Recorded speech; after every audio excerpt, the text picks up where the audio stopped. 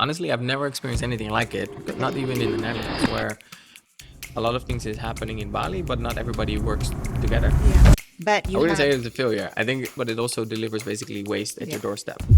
So if someone was to build, let's say, an eco business today, what would your advice be to them? We removed all the bathroom amenities from the room, and we added communication cards saying everything is available in the hotel if you need it. But if you don't use it, come to the bar, you get a free cocktail, or you get a voucher at the front desk for the restaurant. So what we learned is that people are also quite sneaky, because some people, they took advantage of this. They went to the front desk, said, hey, we didn't use the amenities, can I get a voucher? On the way back, they would walk to like a housekeeping cart and they would ask the housekeeper, oh, can we get some of this? And then on the next day, they would go back to the front desk saying, like, we haven't used anything. They got another voucher. A good idea isn't enough. Behavior, systems, incentives decide everything. Welcome to For People, For Earth, For Us, the podcast, where we talk about the human story, the world around us, and the choices that connect them. Welcome, Rennie, to our podcast. You're from NVU, and thank you for being here today. Thank you for having me. Very happy to be here. So we want to know a little bit about you. Who are you today? And what do you actually spend your time doing? My name is Rennie. I'm Dutch, but I came to Indonesia in 2010, originally as a student. And now on my daily basis, I'm trying to prevent single-use plastic waste here in Bali. Okay, wow, that's a big job considering what's happening now, but yeah. Yeah, for sure. But it's a good momentum. I think everybody's talking about waste at the moment. So it's quite nice to be here now, because there's a lot of work to do. And I feel like more and more people are getting involved now. Why did you decide to do this? Well, during the pandemic, I spent 2 years living here in Bali. I was a COVID refugee from Jakarta, Okay. sort of say. And every morning going to the beach, I just saw a lot of single-use plastic waste. At the time, I didn't really actually know what single-use meant or what type of plastic waste exists. But I just saw it every morning on the beach. And in 2023, when I took a small sabbatical, I got in touch with NVU, which is a global venture building studio. And they said like, hey, why don't you team up with us? And we start building ventures to reduce single-use packaging waste basically in Indonesia. Is there a reason why like single-use plastic? Was there something in your childhood or yeah, because it's quite a big, noble task. Not necessarily. Honestly, I think as a kid, you don't really think of these things. I think it's just only here in Indonesia where waste became very visible to me, because you just see it everywhere. Unfortunately, everywhere you go, whether it's on the street, on the beach, in the nature, you just come across it. Whereas as a kid growing up, I didn't really see that, because waste is basically picked up every day and you have no idea where it goes. Yeah. Here, I also don't really know where it goes when somebody picks up my waste, but it becomes very visible because you just see it everywhere, Yeah. looking into the environment. In the rivers, the beaches, Yeah. the yard. And why NVU? Why did you join? What's the story? So I'd say like I've always been an entrepreneur, and I believe that in order to make impact, there also needs to be a sustainable business model behind it. And I think why I connected with MVU very well is that over the past 20 years, they've been building impact-driven ventures. Typically, if you look at NGOs, they raise money somewhere through donations, and then they spend that on a project. They build a water well, or they finance a school. But once that finance stops, once the donation stops, then usually that project also stops. Yeah. So the idea that I liked from NVU is, on the same side, they still raise funds from grants or donations. But then instead of spending it once, they use it to kickstart new type of businesses. And if these businesses are successful, then by generating their own revenue, they can scale the impact basically for eternity. Amazing. You said you're building ventures, not just funding them. What does that actually mean in practice? So what it means in practice actually is we always look for problems. Yep. In this case, obviously, I'm talking about plastic waste, single-use plastic waste, but we don't really know what the actual problem is. Where does it come from? So we need to do an analysis first. We need to really see, where is this waste generated? Where does it come from? So here in Bali, for example, we started working with hotels, and we basically analyzed with them, where does your waste come from? Yep. Which department generates it? Is it housekeeping? Is it the kitchen? And then very simply checking what type of waste is generated where. Once we know that, we typically go into an ideation session with these people, in this case from a hotel. And together with them, we come up with solutions. Whether these solutions already exist in Bali, then it's very easy. We just connect them. So, for example, if somebody's looking for personal care products, for example, we could just simply connect them to Utama Spice. Thank you. But if something doesn't exist yet, that's where we then come up with new ideas and we start creating new experiments. And we want to, for example, with hotels, we then ask the hotels, for example, give us 5 rooms to experiment with. This is the hotel pilot, right, that you're working on right now? Yeah, correct. Yeah. So this is part of what we call Destination Zero Waste Bali, Okay. where we experiment with different hotels, and they basically give us 5 rooms to play around with, to experiment with reducing packaging waste in their rooms. And have you learned anything from, these 5 rooms about hotel waste? And, when we stay in a hotel, we don't really think about where it's going. Yeah. So what is like the one thing that you've learned from doing this pilot? I think a lot of hotels are quite scared for their guests because obviously everybody that comes here, they have a phone. Rating reviews is very, very challenging for hotels. So changing the status quo is something that is very challenging for hotels. So communication is very much important through the guest. And I think that's what we learned, that hotels, they don't want to change overnight their entire hotel. So by working with us, we experiment in a very small setup, only with 5 rooms, and we clearly communicated to the guests like, hey, we're changing something here because the hotel is not cheap. It's basically the hotel is one willing to make a difference and to reduce their waste. And it's important that you communicate that to your guests as well. Especially if your guest is paying $1,000 a night for a hotel room, you kind of want to understand what is happening, why you're not receiving specific amenities that you might expect in a 5 or 6-star hotel. And where do you think the most, like when you look at hotel stay, where do you think the most waste comes from the rooms? From the room so far, like the hotels that we work with, it really depends on what type of hotel it is. For example, if it's a resort hotel, people in general, they consume everything that is made from the hotel itself. But if you have a hotel that is built on a strip, for example, where a lot of people go in and out, then you see that a lot of waste is actually generated from outside of the hotel. So people, they go to a mini mart, they buy chippies or drinks or whatever, and then that becomes waste in the hotel. So that's a bit different. And obviously from the amenities themselves, the toothbrushes, it's like every hotel for some reason still wants to offer a toothbrush, a hand soap, different amenities that are not necessarily needed. But that for some hotels, for every night, basically housekeeping just replaces everything or throws it away simply because it's easier for housekeeping to do that. And also there's a hygienic, right? People, since COVID, I see whenever I go to hotels, like there's either hand sanitizer or things are just sometimes just wrapped in plastic just to prove that they're sanitary. Yeah. And also, I think like some of the hotels that we work with, they want to do good, they just don't know how. So for example, they replaced a single-use toothbrush with new packaging. But when we opened the packaging, basically the outer lining was paper, but inside there was still plastic wrapper and the toothbrush was still from plastic. So technically it adds just more waste. Yep. And we call that greenwashing. Greenwashing.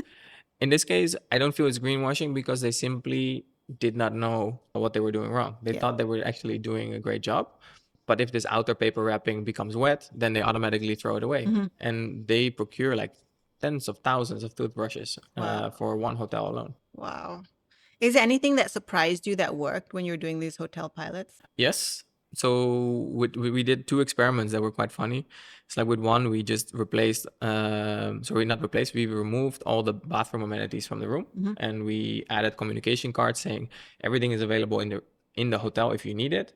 But if you don't use it, come to the bar, you get a free cocktail, or you get a voucher at the front desk for the restaurant. So what we learned is that people are also quite sneaky because some people, they took advantage of this. Because then they went to the front desk, said, hey, we didn't use the amenities, can I get the voucher? And then on the way back, they would walk to like a housekeeping cart and they would ask the housekeeper, oh, can we get some of this? And then on the next day, they would go back to the front desk saying like, we haven't used anything. They got another voucher. So there's kind of a loophole there. And for that, we learned that customers are quite sneaky, but simultaneously we also learned that departments not always communicate. So in this case, for the pilot, we work together with the front desk and kitchen, basically restaurant and housekeeping. They did not communicate on this for this pilot. So that's something we need to streamline then. But it was quite funny to learn that people are willing to take the effort to get a free voucher for a cocktail or whatever in the restaurant. So that was a fun experiment. Then the other one is basically related to mini bar snacks, where we remove basically the foreign chippies, some other brands. I'm not sure if I should mention the brands, but basically packaging from products from overseas. We replace them with returnable and washable jars with locally sourced Balinese or Indonesian products. Actually, you can see them here. Yeah, for example, like basically like this. I don't know which camera, but like it's tempeh chips. It's very nice, and I think a lot of people from overseas don't know this, but it's really nice that they try it. And for this, basically, what it means is that we provide it to the hotel places it in the room, the hotel guest consumes it, then housekeeping picks it up. We then wash it. We work together then with the local supplier. We fill it again and we provide it again to the hotel. I love it. So it's like reusable, Yeah. locally sourced. So you're also helping, the local economy, and you're also introducing a new type of food to your guests. So it's like a 3-in-1. 100%. So that's something that we really enjoy doing, and that also got a lot of nice customer feedback, because a lot of people then also ask like, "Hey, where can I buy more tempeh chips?" And they also bring it home as a souvenir, so which is nice, but not this packaging, because obviously we want to reuse it. Yes. And it's really pretty, actually. In the hotel. Yeah, I love it. Is there anything you want to share about the hotel pilot? I think what I enjoy now of being here in Bali is that I see a momentum that a lot of people are talking about waste that they've never done before. So I see more and more hotels are aware. Obviously, you already had the international groups that were already being pushed by headquarters, but now you also see that more boutique hotels, smaller hotels, they care about it and they're looking for solutions. But they don't necessarily have the resources to make a change or the knowledge. And I think that's where we try to come in with Destination Zero Waste Bali, to help these hotels, point them in the right direction, and every now and then we hold their hands to help them with implementation of things. And I kind of like that we're doing this now. We started last year with only 5 hotels. This year and hopefully in the future we can scale that up to more hotels to in different areas as well in Bali, because I really think that right now there is a momentum. Everybody is talking about waste. Obviously, you see a lot floating around, and also hotel guests are affected by this when they come. So you have the hotel guests on the one side, but obviously also the community on the backside of hotels that play a huge role. And the reason why we work with hotels is that obviously they're kind of like the stepping stone into Bali, because they employ thousands of people. So we hope that by working with hotels, we can also influence the communities, the people that work in the hotel, and also that we can influence hotels to procure better. Yeah. So to procure locally, work with suppliers to change their packaging, for example, so that there's less waste being produced in the hotels. So if there's any hotel owners listening, if they wanted to change how they run their hotel, reduce their waste, would they contact you or NVU, or how does it work? I don't know how this works, but people can contact me. Okay. I don't know if we drop my information Yes, in the maybe. comments. Yeah, I think so. Yeah, or Google Destination Zero Waste Bali, and then something will pop up as well, or NVU. Yeah, anybody who is interested in joining, whether it's in a hotel or a solutions provider, or financiers or policy actors, because we're trying to help the ecosystem, and we feel that a lot of things is happening in Bali, but not everybody works together. Yeah, that's what you're Um, saying. So there's a yeah. lot of grassroots movements, but not all connected, right? Yeah. And I Yeah. think that's a missed opportunity. It's like with MVU, we never really want to reinvent the wheel. We want to strengthen what is already there or create what is missing. Yeah. So there's already a lot of cool activities and really, really nice service providers and product providers here in Bali, like yourself. So we just want to help connect and further strengthen people like you, and connect those people also with the right people that don't know where to find it. Thank you. So yeah, if anybody wants some solutions, contact Rennie. Okay, now I want to change gears. I want to talk about Alas. About Alas, okay. Yeah, can you tell me about that project that you did? Right. So when I joined NVU in 2023, we started with Alas, or at least Alas was already existing, but I joined Alas as a venture builder. And basically, Alas is a F&B startup that offers solutions to reduce, again, single-use packaging waste. And particularly in this case, it was for consumers in Jakarta. Yes. And I think it's like So the takeaways, right? We don't think yes, about it when we do takeaway. There's a lot of waste that's associated with that. yeah. One of the reasons why I really wanted to join NVU is that I'm terrible at cooking. I don't cook. Okay. Unfortunately, well, fortunately in Indonesia, you have applications that Yeah. deliver food to your house. So whether it's GoFood, GrabFood, or even before like Uber Food, Yeah. in Indonesia, there's just a lot of delicious food that can come to your doorstep. And so affordable. It's so affordable. The only thing that we don't really realize is that it doesn't only come with food, but it also delivers basically waste at your Yeah. doorstep. And that is where Alas stepped in. We worked together with restaurants where basically consumers, they could become a member of Alas. They would pay a monthly subscription. And then once they, for example, would order in an application from a certain restaurant, they would fill out their membership number, and then the restaurant would know that this is an Alas customer. The restaurant would put it in an Alas container, basically like this, for the camera again. And then basically the consumer, or at least the Gojek driver or the Grab driver would deliver it. And then once the consumer is done with it, once a week or once a month, we would pick up the empty containers at a person's house. We would wash it and then send it back to the restaurant. Okay. So on paper, this looks amazing. It's an amazing Yes. solution. Why not, reduce Yeah. your waste? It seems so easy. But what actually went wrong? I don't think a lot of things went wrong necessarily. I think the people that were a member liked it. We just encountered a lot of different challenges Okay. because What obviously kind of challenges? when people order food, they don't order food every day from the same restaurant. Yeah. So technically, in order to make it really scalable, all the restaurants in Jakarta or in Indonesia should use this and sign up. Yeah. That's one. The second is that these packagings only work if we can use them.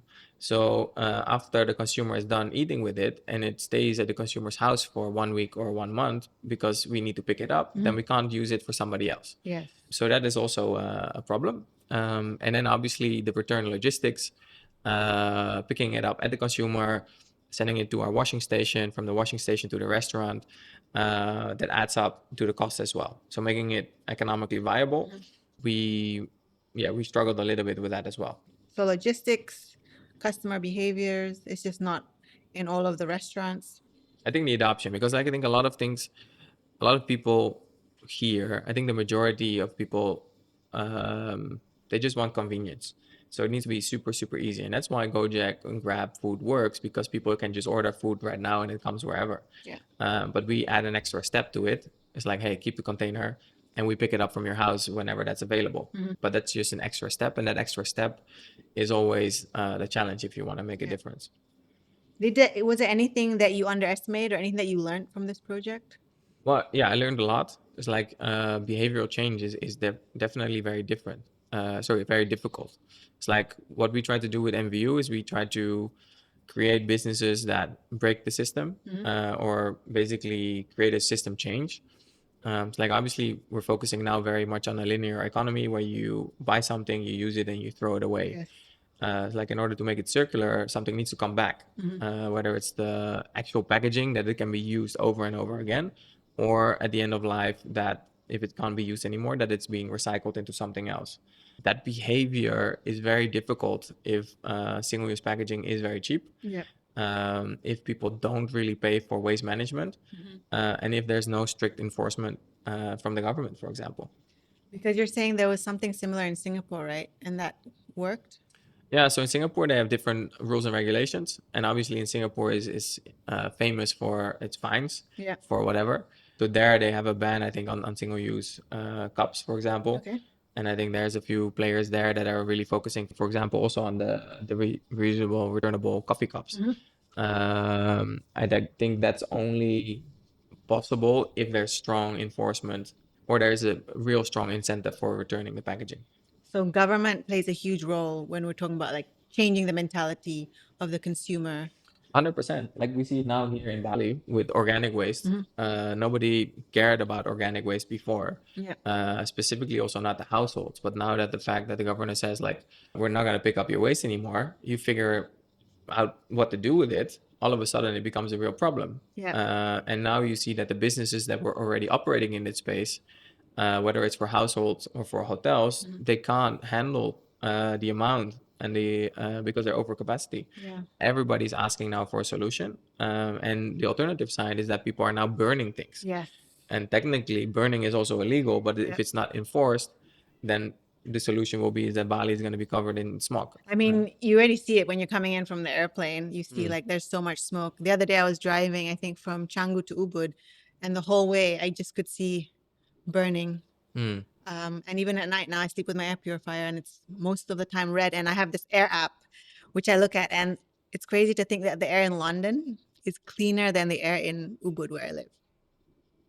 So That I'm is like, I have to surprising. go to Yeah. London to get fresh air. It's just insane to me, but that's the reality that we're living in now because there's a huge waste problem.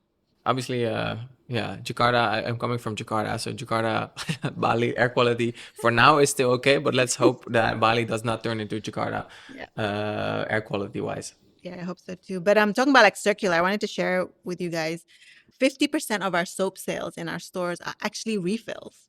So people are actually bringing their own bottle and refilling, which I feel like is such a achievement. That's great, actually. Yeah. That's also a little bit what we're trying to do with our ecosystem work is that we try to put people like you in the spotlight. Because I feel that a lot of companies that try this, they have a really strong follower base of how I would describe it as green people. Yeah. People that really care about it. But obviously, in order to scale this, we need to have the mass to adapt it. Yeah. Um, And we're trying to like roll it out with other, like we work with like B2B. And so like we're working with Waterbomb to like take back the jerry cans, wash them, and then refill them with soap and give them back. So we're not like putting Yeah. new plastic into the system.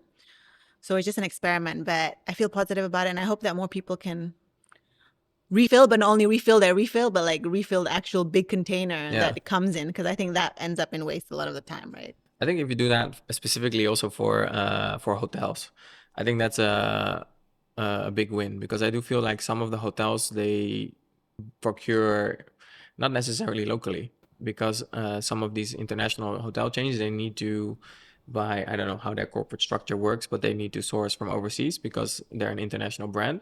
Yeah. But if we can break that system that they would all source locally for certain products, whether it's cleaning detergent or whatever, floor repellent, I have no idea what it's called.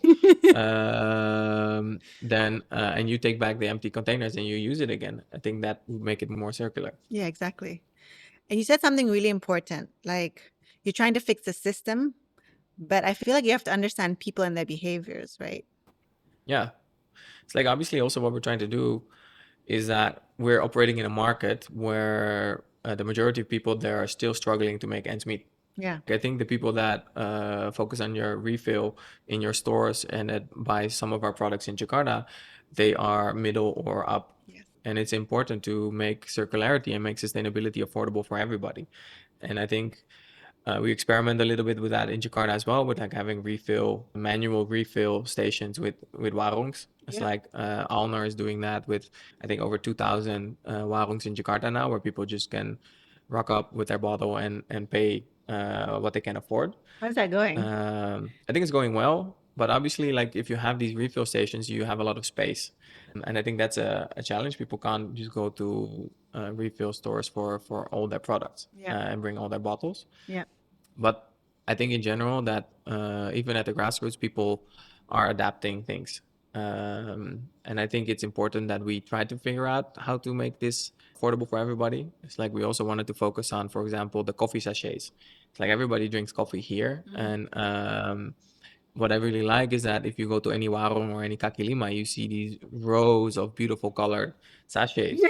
It's so Like typical Indonesian. artistically it looked Yes. amazing. There it looks amazing, but it doesn't look amazing if the next day you see it in the rivers. Yeah. And the thing about sachets that I learned is there's nothing you can do with them. They basically just turn to microplastics. Yeah. Like the river barriers are not being able to hold them, basically. Yeah. So Yeah. that was quite shocking to me. And I was like, ooh, I do not want to touch another sachet.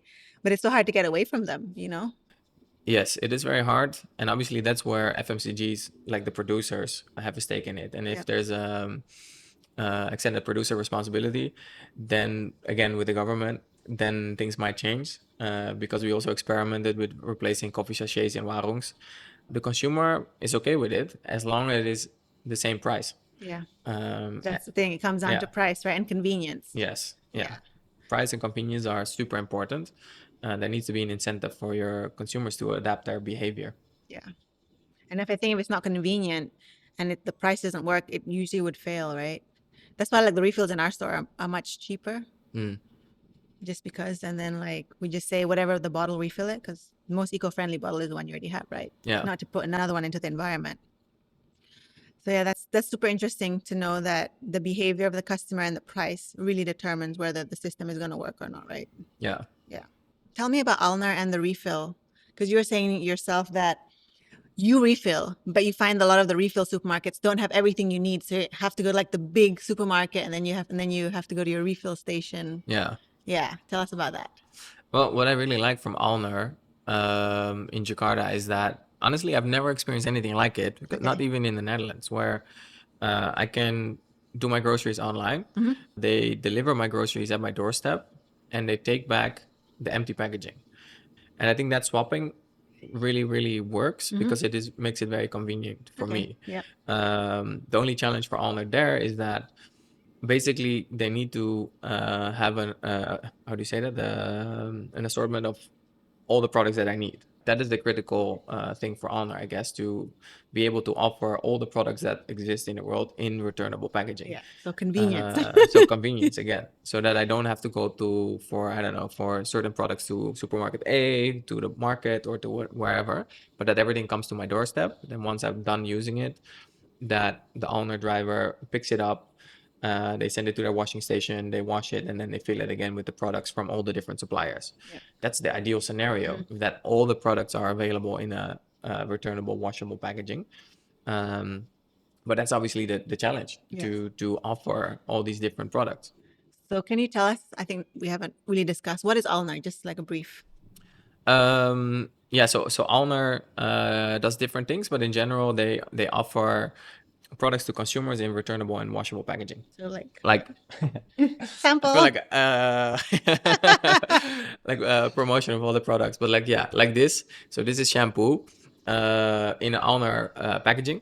In this case, shampoo. And then for this packaging, once you're done with it, you get a cashback of it. So it says 2,500. If this packaging is returned, you get that money back, or it is deducted from your next purchase. Amazing. And then there's a whole bunch of QR codes on this, that the moment that it returns to the owner facility, they can scan it, they can track it to see how many times this packaging has been reused and how much plastic has been reduced, basically. Oh, amazing. Wow, Yeah. I didn't know that. That's, yeah. So we do something similar in our stores. Basically, anytime anybody buys a plastic bottle, we like donate a certain amount to 7 Clean Seas. Right. And so like for every one bottle, we're actually taking 2 bottles from the environment. Yeah. Something that, well, that's like, for example, so that's great, because then it's solving a downstream problem already, because then you're collecting waste that is already there in the environment. So what Honor tries to do is basically upstream, trying to prevent something from becoming waste and something from preventing that to leak in the environment. Obviously, we have different challenges now. On the one side, we have waste that is already there in the ocean, in the rivers, in the nature. We need to clean that, and there's a lot of people that do that really well.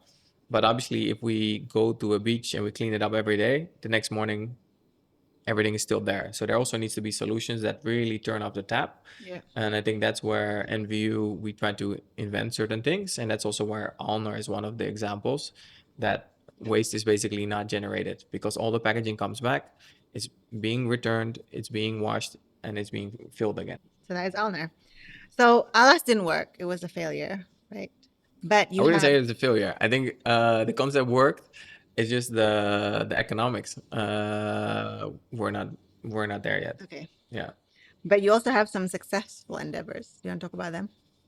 Well, the same with Alas, I would say, is that actually we organized a music festival. Tell us about this music festival. Yeah, it's called Iklim Fest. I think that was also one of the first things that I did when joining NVU. Basically, they said, "Hey, do you want to go to Bali, organize a music festival?" I said, "Yeah, sure." Like a zero waste music festival together with our partners, Diet Plastic, Taksu, and Balikin. We basically did all the operations behind the scenes of offering returnable packaging, meaning basically cups. Festival cups. Because technically, if you go anywhere now, a lot in Indonesia is just single use. You throw it away. we created basically a closed loop because the venue is closed. We instructed all the security guards that you need to check people going into the venue, saying you can bring a tumbler for your water because there will be free refill stations for water. But for all other F&B should be in returnable and reusable packaging. So basically all the food vendors we instructed you can only use this. And we provided the packaging, the plates, the cups, etc. And then festival goers, they would just put it in a return spot. And then on the ground, we would wash it and then it would be reused again. Did you have any challenges while doing this? I think the challenge also was like we had to also instruct the security guards to check people from not bringing the cups home. So also if you have really nice cups, then people want to take it, or people just don't know, they just want to bring their drink. Alternatively, we also learned from a follow-up that depending on what type of event you organize, you also need to change the packaging type. Because for example, for cups like this, like stainless steel, it's great to drink from because it also keeps your drink cool, etc. But if people become upset at a music festival and they don't like the artist, they can potentially throw it. Hey, wow. Did not think about that. This is very dangerous. Okay. And the same when we had a chat with the boxing organizer, they said, yeah, we can't do this or we can't do glass because it hurts people. So you need to have very thin returnable packaging that doesn't damage if you throw it, basically. So these are like fun learnings that it also has you need to take into consideration when you do these things. But that's definitely a success. And I think globally, we already see that is the standard here in Indonesia, not yet. Like for example, we got approached by Coldplay when they came to Jakarta if we wanted to help them the cups basically during their concert. Unfortunately, we could not do that simply because the festival in Ubud was like 4,000 people. Yeah. And Coldplay is like 100,000 people. Wow. Okay. Scale up. So the scale up is just doesn't make sense. And Coldplay was also very nice in the sense like, yeah, if you need to procure the cups, we're not gonna do this because then we're afraid that you won't use it anymore. Yeah. And the link that we got into conversation with Coldplay is that MVU built one of the venture that built a dance floor that generates energy. Oh yeah, that was so cool. I think that was like trending on social media at one point. Yeah, so that energy floor that basically travels now the world with Coldplay. And that's also basically the link how we got into the door to having these conversations with them. Amazing. And what do you do? What happens to the electricity that's generated through the dance? Oh, they basically they turn on lights and whatever. And it's just automatic. So the more you dance, the the more more you power dance, you're building. Yes. Oh, Obviously, wow, like that's it's cool. not the full stadium yet, but it is kind of like a gimmick, and it's a showcase that you can generate renewable energy basically in different forms. Yeah. So that you're not always dependent on coal or whatever. So how much power you think? Like how much dancing would you have to do to light a light bulb? Do you know? I don't know. I that'd don't be know that. interesting. Yeah, but I know like for certain countries now you see, for example, that they replace the tiles in MRT stations so that when people commute, they basically through the kinetic energy you generate enough energy to, I don't know, power the station or whatever. Wow, that's very impressive. Yeah. And that's not us though. yeah. That's still impressive though. Yeah. But I love the dance floor that creates power. Yeah, it's nice. Like you need to have a story and people need to like it. And I think that's also coming back to the point that we had earlier is that you need to have incentives why people want to change. Yeah. And obviously having fun with something is important. People need to be happy. And if your product delivers that, then that's great. Yeah, exactly. Yeah, And what could be happier than dancing? for sure. Yeah. Yeah. And then you also talked about you have a zero waste lab. Yeah, so basically in Indonesia, our program, all the activities that we do, they fall under a zero waste living lab.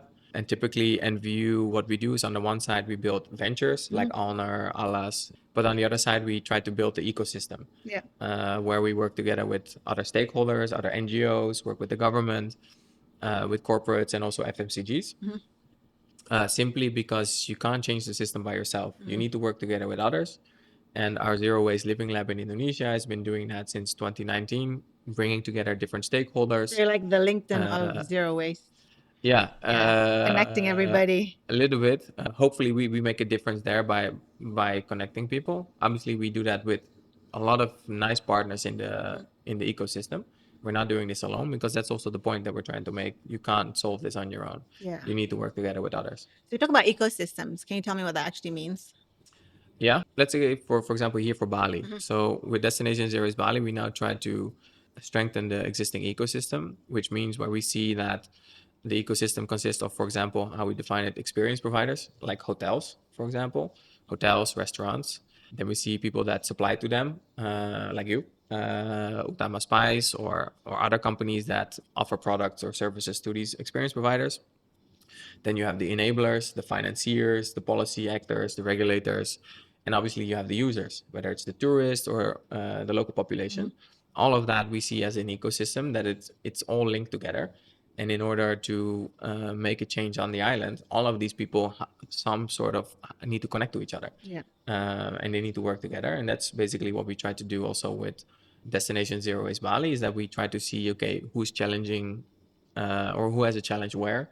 If the majority of the hotels face the same challenge, if the majority of the service providers face the same challenge, then you kind of need to bring these people together to solve it. Yeah. And I think that's what we mean by the ecosystem. Basically, everybody working together to solve the problems. Yeah. So sitting here with you listening, I see that you're very, very passionate. What keeps you going? Because for me, when I see the trash problem, it's like, oh my God, so much freaking trash. I'm just like, oh God, I don't want to deal with, like, it just makes me so depressed. It makes me so sad. But you keep doing this work. What keeps you motivated? In all fairness, like sometimes I think everybody that works in this space sometimes has the feelings like, I wish I can go back in time and not go into this space. Because also now for me, if I go on a holiday and I would stay in a hotel, the first thing I do is I check out the bathroom, the minibar amenities. It's like, oh, and then it's like, okay, can we still relax? And can we still have a holiday without thinking of this? You see plastics everywhere. It's obviously challenging. You kind of need to separate that sometimes. But I think the reason why I'm happy to continue work like this is that I feel I do make a difference. I see small changes. Like the music festival is very, very small. The work that we do now with the hotels, we experiment with a lot of fun things, which I kind of like. And I think the baby steps that you take, you kind of need to celebrate all of those wins. And I think that's why you keep going. And obviously also you meet really cool people. Again, going back to the ecosystem, all the people that you meet, you learn from each other and you try to give them energy and also try to support them as how they support you as well. And I think that's maybe also what keeps you going. You're in this together. It's not easy for sure, and sometimes it's very demotivating. But if you have nice people around you and if you kind of like the things that you do, it's like I really like experimenting. I like talking to people. I like figuring out, if I meet a new hotel and I figure out, oh, you have a problem, and I know somebody who has a solution, and connecting these two people, I really enjoy that. Okay. So that gives me a lot of energy. Sometimes that's not really good for the business for NVU, because if there's something already there, we just connect it. So from a business point of view, it might not work, but from the ecosystem building side, it does work because it strengthens the ecosystem. Yeah, and it makes a difference, right? Yeah. So every little helps. Yeah. Yeah, I feel that. I feel, when we talk sustainability, we always think it should be a perfect system. But I think if we just keep moving towards that goal, and it's not always going to be perfect, but if we just keep moving that way, eventually, there'll be big enough impact. Yeah. And also, like, surprisingly, at a certain point in time, like, people will start realizing how much waste we generate, and also how much materials we use. It's like a whole bunch of things are not forever. Yeah, exactly. And we see now the conflict in the Middle East. Oil prices are going up, which means plastic prices also go up, which makes it maybe better for recycling. On the long term. It's like, obviously recycling is something very downstream and is one of the last resorts, but it all helps in a certain way, that people wake up and see that we kind of need to change the way that we live. Our lifestyle is not sustainable. It isn't. And you see it literally here everywhere in Bali. The pollution, whether it's plastic on the beach or the smoke in the air now. Yeah. Is very visible. It's very visible, and it's confronting every single day. Yeah. Yeah. So even when I'm shopping now, I'm trying to, I don't like, even my fruits and vegetables, like, just put a sticker on it. I don't want it in plastic. Like, don't. But stickers also plastic. I know, but how are they gonna do that? Yeah, the pricing. True. Yeah. But just small things like that. Yeah. It's just one less plastic. So if someone was to build, let's say, an eco business today, what would your advice be to them, or what should they focus on? And they focus on a specific problem. Okay. Find the problem, create a yeah. solution. Yeah, it's like the solution is always like the second thing, but like if you have a particular problem that you fall in love with, Fall in love with the problem you have. then the solution will follow because there's no perfect solution. I'm pretty sure any business owner knows that the moment you create something, it's like the same with this, like the packaging that we created. I thought this like it looks amazing, but this packaging will not last. We will for multiple reasons. So problem is still there, but the solution may change over time. Okay. Because any touch point with the consumer has a different feeling or something operationally doesn't work, you need to change and you need to So the iterate. problem will always be there, but the solution is interchangeable. I think that's Exactly. super important. We Yeah. should just pause there for a second. Yeah. Okay, continue. Yeah. No, it's the same with, like, for example, with this, like, we know that returnable packaging is great, but the hotels already said that if they want to sell this, the shelf life needs to be minimum 6 months. Yes. So this packaging, because it has a tiny hole in it, you need to consume it within 2 weeks. Otherwise it gets Otherwise, not crunchy anymore. exactly. So that's already a big challenge that we've learned, and we didn't really realize that up until we experimented with it with hotels. Yeah. So along the way, you learn more and more about your product, and then you can adjust to it. Yeah. The same for alas. Like, we had these lovely containers, and we thought it's great that it folds. But if you sell, I don't know, more than 3, if you stack them, this is not strong enough to hold it with food, because then the packaging would basically become flat again, and then your satay or your rice or whatever is flattened as well. So all these things you would only figure out once you actually do something, if you implement your solution.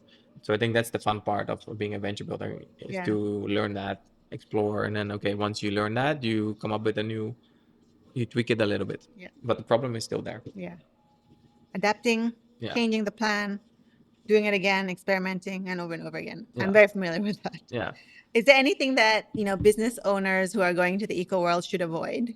Should avoid. Anything that you've learned? Yeah, I think try to avoid that you think you know everything. Okay. I think everybody falls in love with their own solution and their own product, but there's always a better product. Yeah. You can always evolve it, and I think what you're offering is not perfect, so try not to be perfect. Maybe that's it. Try to avoid not being perfect. Yeah, I like that. Try to avoid. Yeah, just try not to be perfect. I think we fall into that trap, like we're like perfect, but when I think about perfection, it's like, who's deciding if it's perfect or not? Yeah. Your version of perfect and my version of perfect is not ever gonna be the Yeah. same, right? For sure. Yeah. So I tell myself now, do not strive for perfection, just strive for excellence. Yeah. I think to change the mindset, right? Because if I want to be perfect, I'll never get anything done. Yeah, you need to try something fast, like have a really early prototype and just run with it. Yeah. And see what you can learn. Is there anything you would say about scaling, when you get the project going? Any advice or from your experience? In terms of scaling, it's like, obviously, also now with our returnable jars with hotels, the challenge that we face is that some hotels have indicated, say, yes, we love this. We want it now. Instead of the 5 rooms, we want it in all our rooms for the whole year. So that's great, but we don't have a facility to accommodate that. So how do we do that? I think you can talk more about that, because you have a really, really nice factory now that took years probably to get to this stage. But going from early stage, from having a few hotels to scaling up, is quite difficult. Yeah, it's like the chicken and the egg, Yeah. Like, yeah, it's a constant. Yeah, because also juggling. these hotels, they say to us, like, yeah, Rennie, we want this, but you need to be ready from day one. And obviously you would have all these operational challenges. And they say, like, yeah, we will only buy from you once you can meet a certain volume. But yeah, in order to get there, we need to have a more commitment, and we cannot also be dependent only on these 2 hotels, because if they drop out for whatever reason, then you have invested in a factory, and then you need to find other clients. Yeah, exactly. If you were to look at a brand like Utama Spice, what would you challenge us on? What would I challenge you on? Yeah. I'd like to challenge you in the sense that, I'm not sure if this is a challenge or not, but I would love to see, like, how can you get the mass market? Because I think you're already well known amongst the green people, like the percentage of people that care. But how can you get the mass, and how can you, with your product lines, same as what we discussed before, how can you reach the people that can't afford sustainability at the moment. Yeah, Um, it's true. Whenever I think about sustainability, there's always this price tag. You know, yeah, sustainability is expensive. yeah, It feels sometimes like a luxury. yeah, but it shouldn't. Yeah, So in the long time, in your trajectory, how you want to grow, technically it would be great if the people that right now they buy soap in a sachet could also buy your product, but not in a sachet, yeah. in something else, whether it's refill or whatever. I think that would be my challenge to you. Is like, how Okay, do you do that? okay, How do you get there in the next whatever years? okay. I'm going to think on that. Where do eco brands usually get it wrong? You know, from your experience. I think the balance between impact and business, Mhm.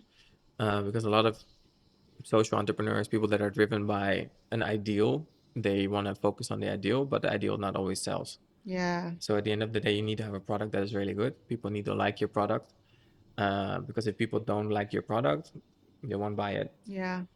Like somebody once told me that if you have a restaurant, good food is a given. Like it has to have good food, and everything else is added. So Yeah, for us, I feel like if we're selling products, you have to sell a good product. yeah, Everything else is an additional. Like you can't go halfway. yeah. So I think that's, yeah, a lot of people, they sell a brand or an idea, but the product is not always there. So you're like, you know a lot about refills because you've been working with Alnar.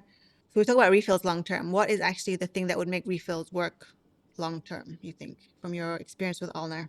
Well, there's different formats of refill, but I think the EPR would help, so that the extended producer responsibility for larger companies, that they are more conscious about their products, their packaging products, because that will make linear products more expensive, and then refill can grow actually, because then refill would become economically more affordable, or more competitive.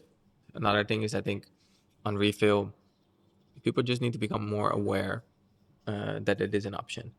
The fact that what I just explained, that Alner delivers to my doorstep and picks up the empty packaging, honestly, that's mind blowing. Yeah. Like in the Netherlands, I've never seen anything like that, except maybe in the generation of my parents, where the milkman Yes. dropped off milk, in a glass jar and Yep. picked it up again. Somehow in between, we stopped doing those things. Except maybe in the Netherlands, we still have beer bottles that do that.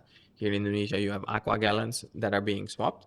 It's like, if the aqua gallon every week is being swapped for something new and being refilled again, why can't we do that for more products? Yeah. I know growing up, soft drinks, all the soft drink brands came Yeah, in glass bottles, and you'd have to like go to the warung, you know, either drink it there, drink or and then or you give it back, and or else you have to pay like a 2,000 deposit, right. and Yeah. then yeah, because they want to return them, which they don't do that anymore. Okay, so a few last questions. What is one thing someone can do this week to make it count in terms of sustainability, changing the impact on the environment? Well, obviously, first, like if you look at all the R letters, like reduce, reuse, etc.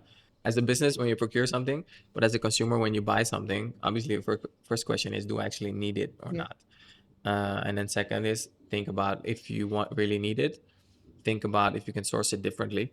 Can you source it from a supplier that offers a different type of packaging? Because I don't think a lot of people think about the packaging waste. When you just buy a product, you think about what is inside, but you never think about the packaging waste that comes with Yeah. it. So think about that. And if you are in a position where you have the power to change your supplier, whether as a consumer or as a business, talk to your supplier and ask them, can you deliver the same product but in a different type of packaging? Yeah. Or can I return the empty packaging to you? I think that's something you could do as a consumer and as a business. So we have a question from the last guest, Okay. Tunga, actually. Also does returnables. Sorry, not returnables, reusables. Yeah, reusable, reusable Yeah. period panties Yeah. and cups, I think. Yeah. Yeah.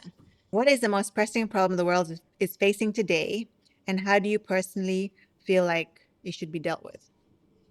That's a question. Yeah, it's huge. And then you can ask the next podcast question after this. Wow. Thank you, Tunga. I think the biggest challenge that we're facing is that it's both a positive and a negative. Yeah. Uh, I think the problem is that our economic system is very unfair. Mhm. It's very driven through capitalism, and it makes things like, in that equator, the environment and our livelihood is not part of it. We need to produce more, we need to sell more. Even if you're a business, you need to grow more, always need to sell more. it's never enough. Mhm. I think that's a big problem. Problem is that our supply chains are globally connected, which means that if something happens here in Indonesia, then we would feel it on the other side of the world and vice versa. We're so connected that it is also a problem to, if something, it could, yeah, something like this happening in the Middle East now is basically disrupting everything. Like Bali can potentially be drifting into a new crisis now because tourists would not come here anymore. Yeah. I think this question is too deep, Tunga. It's like I need a lot of time to think about this, and then my mind's going all over the place. I think you answered Uh, it pretty well, though. yeah, but also how to deal with it yourself. It's like obviously like I kind of like the that Bali is an island, and technically it should be self-sufficient for a whole bunch of reasons because, but it's not. It's very much dependent on a lot of outside factors. Yeah. Trying to think how to make it more locally dependent by sourcing things locally maybe might help. So now it's your turn. What do you want to ask the next podcast guest? But I won't tell you who it is. Oh, you won't tell me. So this was just a general question from Tunga to whoever The comes next, yeah. next. Okay. So, If you would start all over, what would you do differently? okay, that's a nice one. Yeah, I read this really funny book. I forgot actually the title of it. I think it's The Midnight Library, where a person basically ends up dying, and then instead of dying, that person gets sent to a library, and every book in that library is a different choice that he or she could have made differently throughout your life. It's like obviously you during your life you make a lot of different decisions. Whether me going to this podcast now or I would say no and I would go somewhere else. Yeah. That's a decision. Yeah. And that decision leads you towards a certain path. Yeah. So throughout your life, you always think like, if I would have said yes to this or if I would have said no to that, where would my life have gone to? So maybe that's my question towards the next guest. It's like if you had, I'm pretty sure everybody has a moment in life where you think, okay, if I should have done something differently, where would I end up? It's like, what would you have done differently? Yeah. And would you be curious, where do you think that path would have taken you? Okay. Thank you so much for being with us today. I am so grateful since you drove all the way from Sanur. So thank you for being with us. Oh, good. Thank you for having me.